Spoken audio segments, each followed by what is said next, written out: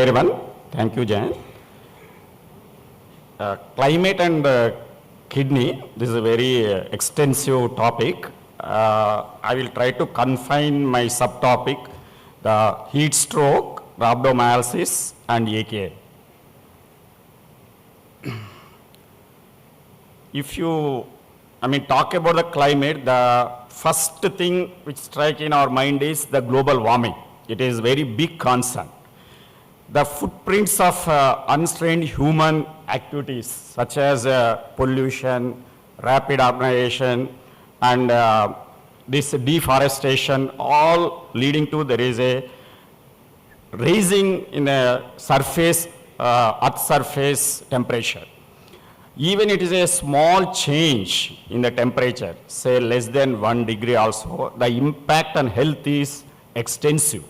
If you see these two diagrams, this is almost last 30 years before, like after last 30 years. The surface, earth surface temperature, the change is drastically increasing. This second globe picture is very scary. See the change in the temperature only from -1 to 1. So the last 30 years, the change is approximately 0.8. So this increasing global warming and hot waves, naturally the humans are exposed at high temperatures. Naturally, the rate of heat-related illness is increasing.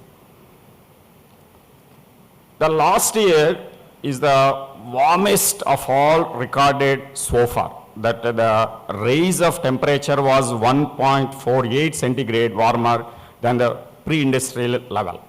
Suppose the same level going to increase, greenhouse emission, that is indirect effect on the temperature, or a period of like say after 70 years, 2100 year, there may be increase in the earth surface temperature, probably 6 degrees centigrade.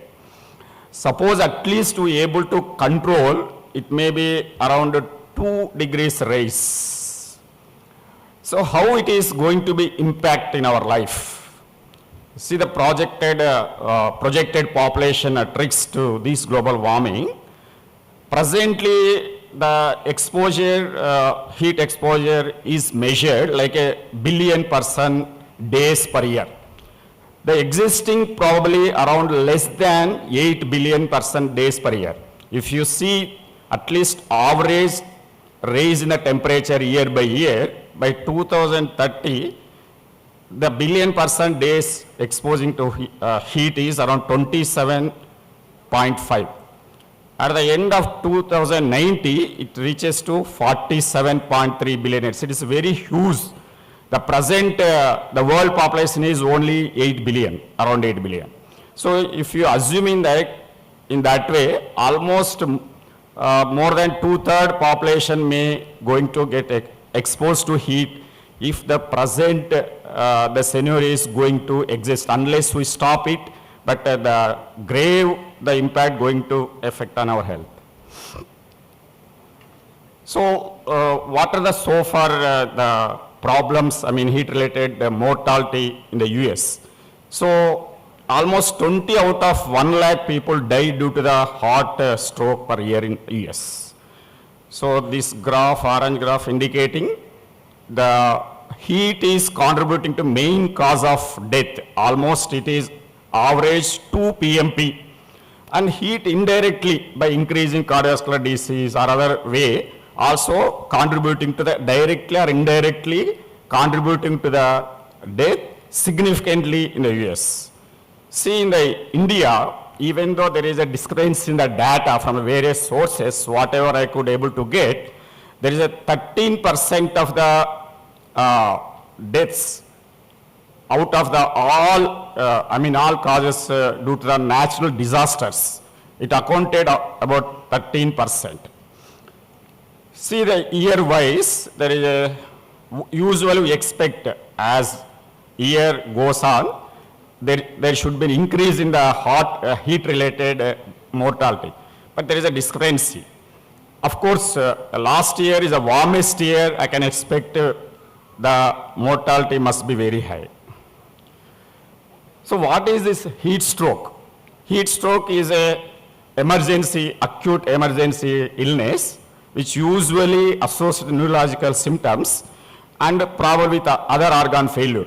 Because this, the body temperature is beyond the body's ability to regulate the temperature.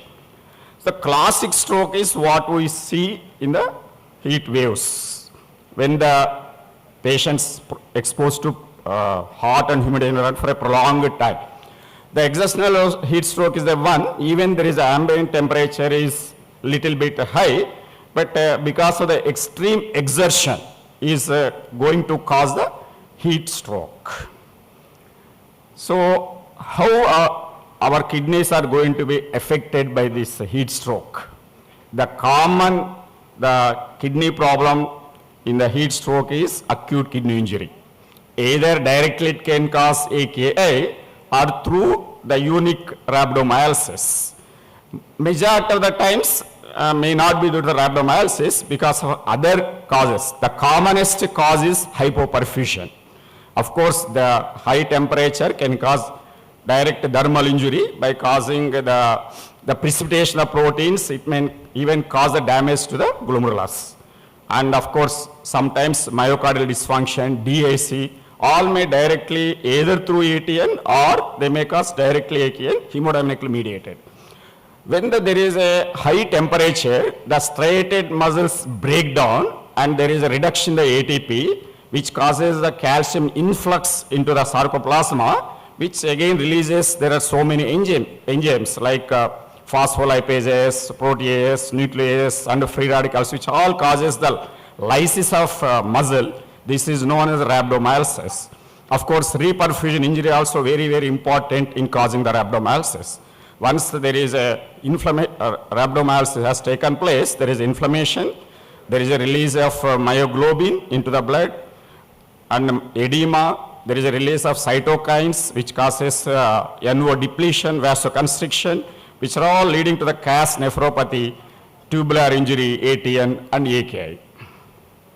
So how we are going to manage these patients? So when you suspected heat stroke, the most important thing is cool the patient as early as possible, even before coming to the hospital. You have to cool, you take the patient away from the environment, give some fan or AC, whatever is available. If there is any tight cloth, remove it. So cool him as early as possible to the maximum extent. We should not delay, because it's also very important. Early cooling definitely improve the outcome. So in hospital, these are the two things, recognition and rapid cooling. These two are very, very important to improve the outcome of the heat stroke. Target temperature should be 102, should not go down.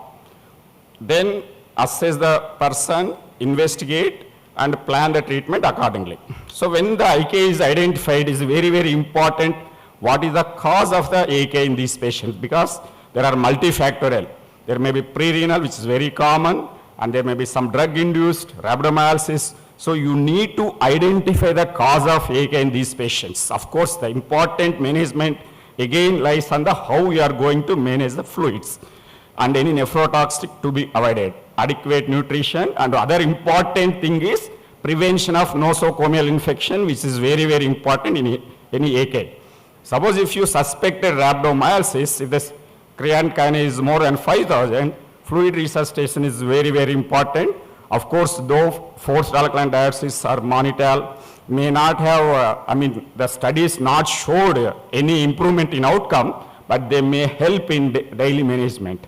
So in such cases, we have to continue monitor surveillance for rhabdomyolysis until the CPK comes less than 5,000. So better management of heat stroke prevents the reduced organ dysfunction, and that is important. Organ dysfunction is AKI. And what is the outcome and prognosis in these patients? Heat stroke prognosis again depend on the age, associated comorbidities. So I have seen one study, retrospective study. The incidence of AK in heart stroke related patients is 36%, and those who have not required dialysis 34% in that 36, and need of dialysis 1.5%, very less. If you see the mortality, if there is no AK, only 2.7, and AK not requiring dialysis 7.9, and those who require dialysis very high, that is 38%. So definitely the prevention is better than cure. Now, where does India stand?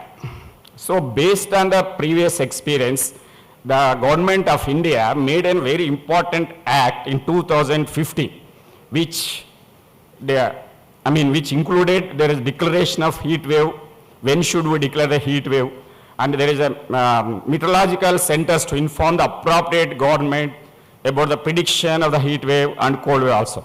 Setting up night shelters, cooling spaces and shades by the appropriate government. And there is a long-term plan to prevent deaths due to the cold and heat waves. And there is a penalty for whoever contravenes the provision of this act, compensation to the kin of the victim. And central government is going to provide funds for this management. And in the 2021, there is a national action plan about a heat-related illness. And this also gave a very clear picture when to suspect and how to manage even at hospital level, district level, and how to surveillance daily basis they have to report to the government. So the recommendations include health system need to implement heat alert systems and train the relevant staff members effectively. This include pre-hospital providers and EMS networks in early identification, communication, and treatment of health illness. And increase public health messaging around risks of endemic and acquired heat illness, especially among the vulnerable populations. Increase syndromic surveillance and improve heat warning systems. Thank you.